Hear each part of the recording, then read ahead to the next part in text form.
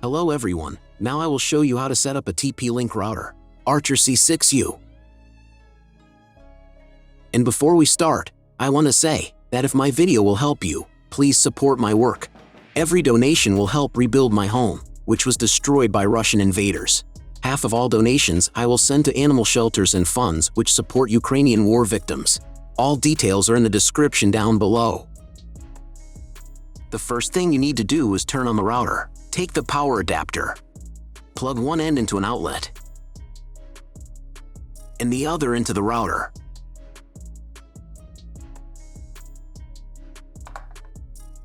On some models, you need to press the power button.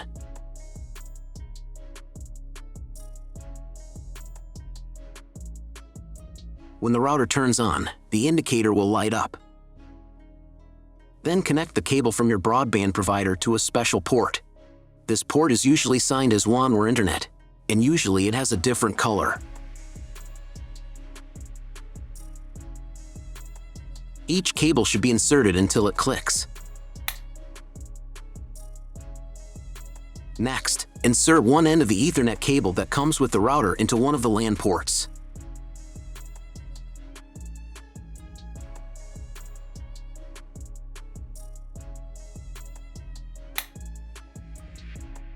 And plug the other end into the Ethernet card of your computer or laptop. Great, we connected the router to your computer. Now you need to set it up. But first, I will show you another method how you can connect the router if you do not have an Ethernet cable or your computer does not have an Ethernet port. All you need to do is connect the router with the power adapter and the cable of your internet provider.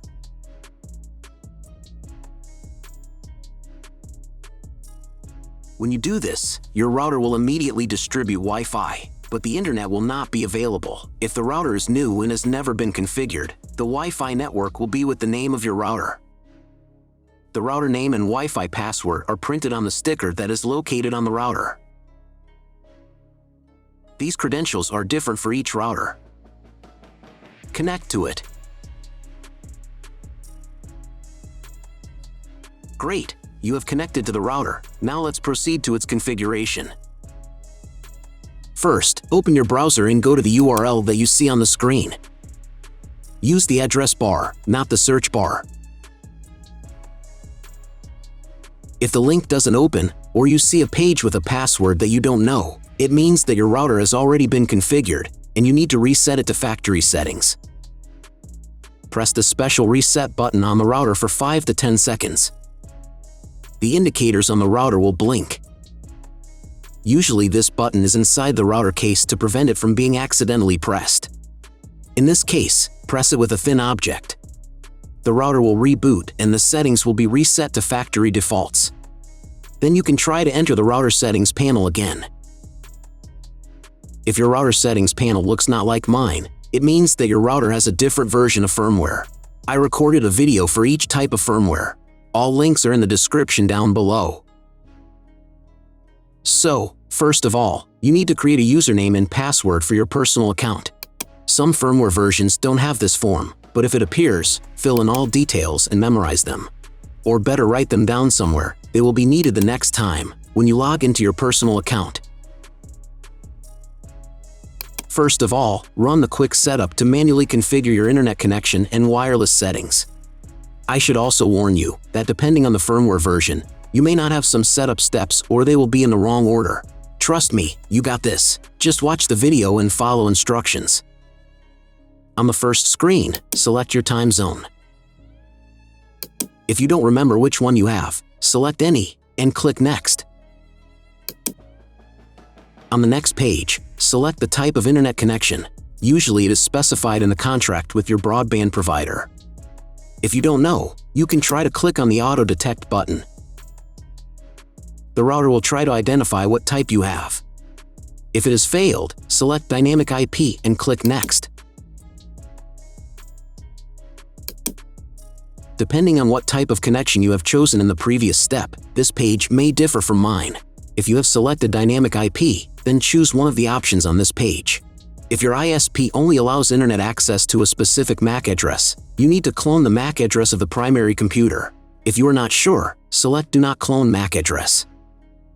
In most of the cases, there is no need to clone the MAC address. But if you can't get the internet connection after quick setup, please run it again and clone the MAC address for a try. On next page, set name and password of your future Wi-Fi network. You can enable the available modes of your router. There will be one or more modes available.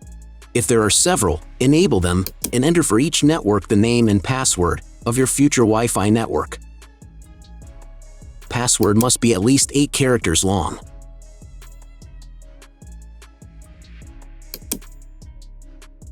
When you write the credentials, click on the Next button.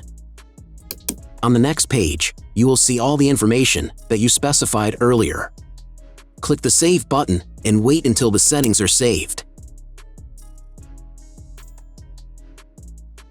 On this page, you can configure TP-Link Cloud Service. Do not touch anything here, just click the Login Later button. Great! You have completed the quick setup process. Click Finish, and after a couple of minutes check internet connection. Just Google something. If there is no internet, then try to reboot your router. Press the reboot icon in the upper right corner. After rebooting, wait a couple more minutes. Maybe the settings are applied and the internet will appear. If the internet still does not appear, check again whether you have connected all the cables correctly. If after all manipulations you still have no internet, then go to the Basic tab. Then select Internet. And then clone MAC address. After that, save the settings. Reboot your router and after a couple of minutes check internet connection. If internet still doesn't appear, contact your internet service provider. He will tell you what type of connection you have and what other settings you need to do. That's all. If my video helped you, please support my work. Every donation will help rebuild my home, which was destroyed by Russian invaders. Half of all donations I will send to animal shelters and funds which support Ukrainian war victims. All details are in the description down below.